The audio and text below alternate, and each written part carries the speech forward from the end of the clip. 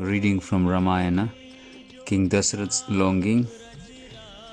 Chapter 1. King Dasarath paced his palace balcony. His handsome brow was furrowed.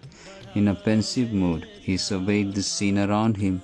People thronged the inner courtyard below. Feudal kings and princes came with their retinues to pay tribute. From his 70-story terrace, Dasarath could see much of his city, which stretched to the horizon in all directions. Crowds of citizens moved along the well-planned roads, which were interspersed with mango groves and orchards. The broad central highway, built entirely of red stone, ran the full 100-mile length of the city.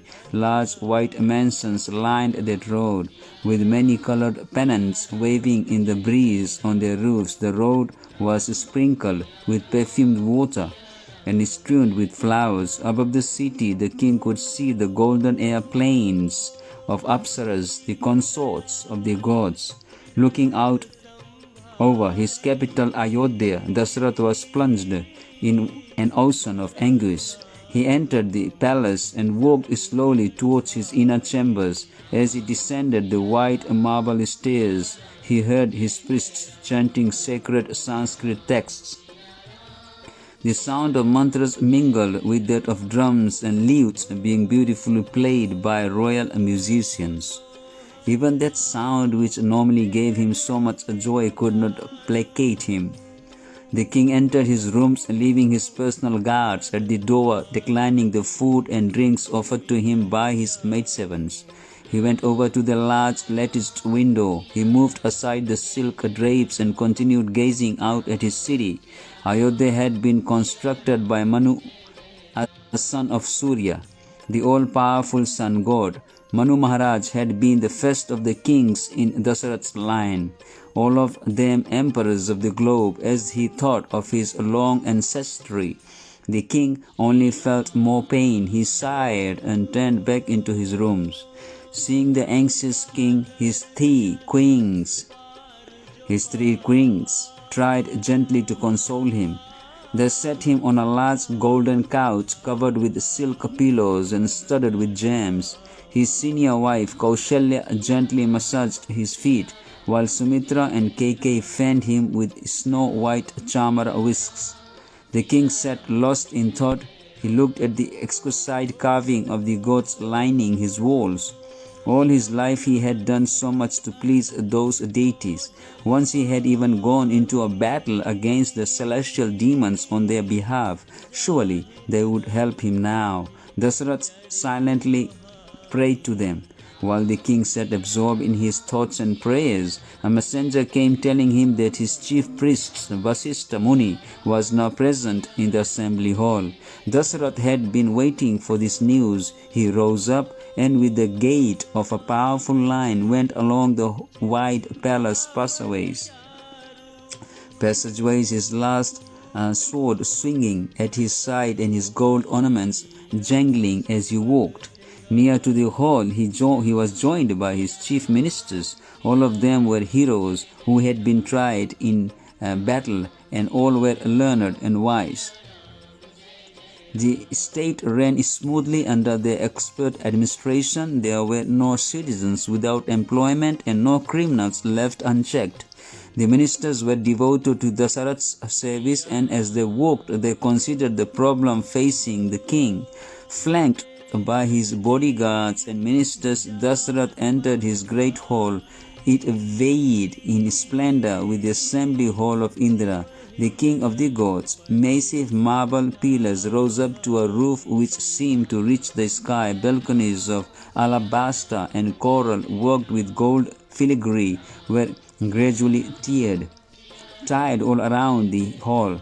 All the balconies were gold seats spread with white cushions. Large silk tapestries depicting the pastimes of the gods hung from the walls, which were lined with lapis lazuli and encrusted with jewels.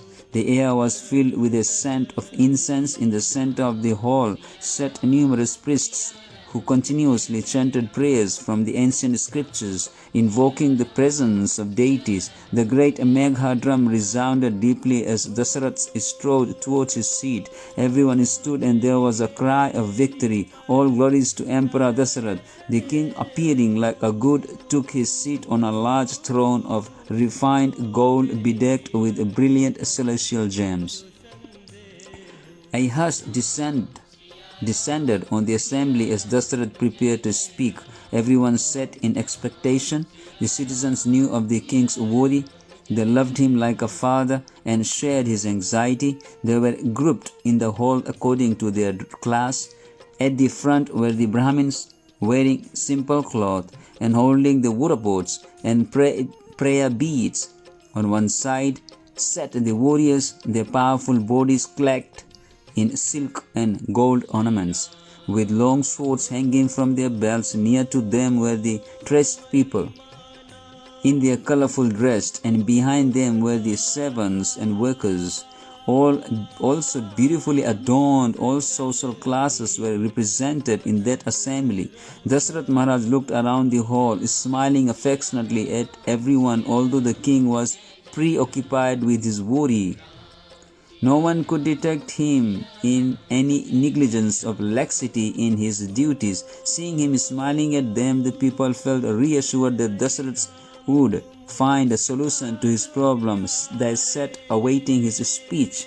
Placing his hand on his golden scepter, the king turned to his chief priest Vasishtha Muni, who sat on a raised seat near the throne.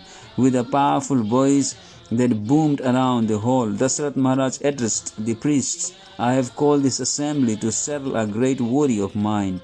As you know, this wide earth has for a long time been held under the sway of victorious kings in my line.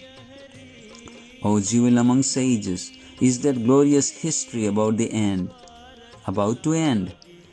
What can I do to ensure that our proud lineage will continue? Dasarath Maharaj was perturbed that he had no son, having ruled as the undisputed emperor of the earth for thousands of years.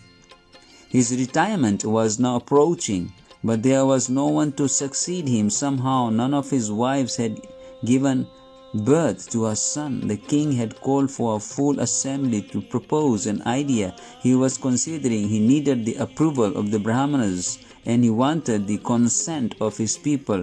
Dasarath looked anxiously at Vasishtha Muni, who was both his priest and preceptor.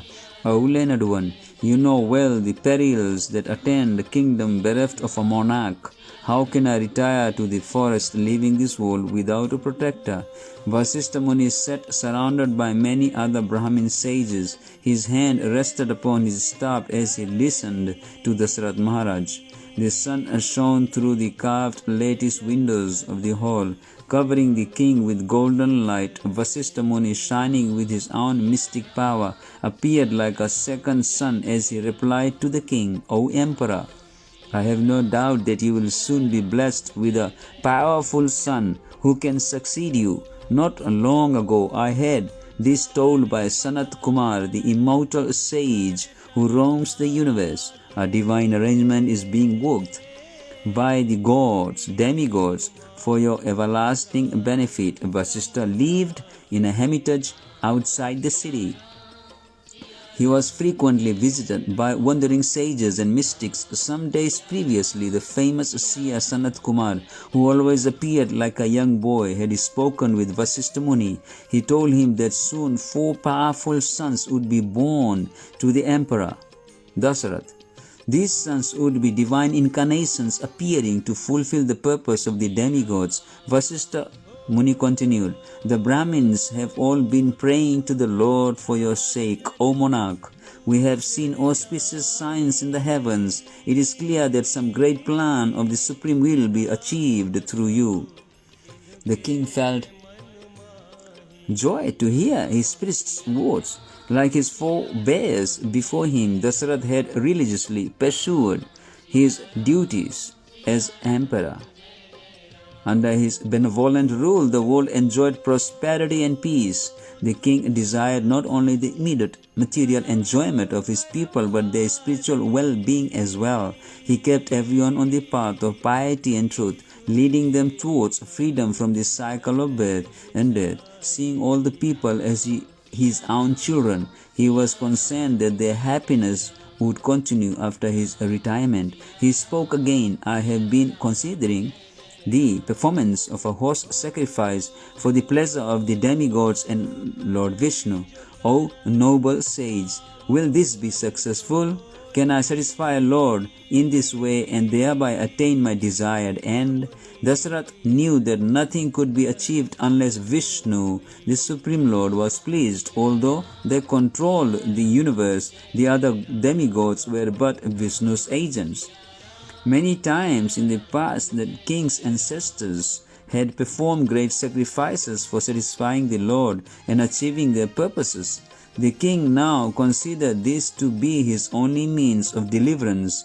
He looked hopefully at Vasistha Muni, who had been speaking with the other sages at his side. Turning towards the king, Vasistha said, "We are in agreement, O tiger among men.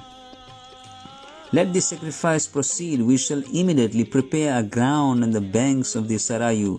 You will certainly get a son by this method." The assembly erupted with joyful shouts. Everywhere were cries of, "Let it be so. Let the sacrifice proceed." The king, his eyes grown wide with delight as he anticipated the fulfillment of his desire, said to Vasistha Muni, "Let the preparations begin today, protected by 400 of my best warriors. The sacrificial horse will roam the globe before returning to the sacrifice." After Dasarath had issued all necessary instructions, the assembly was dismissed and the king retired to his inner chambers. Together with his wives, he worshipped Vishnu and the gods, praying that his sacrifice would succeed. Continue into next.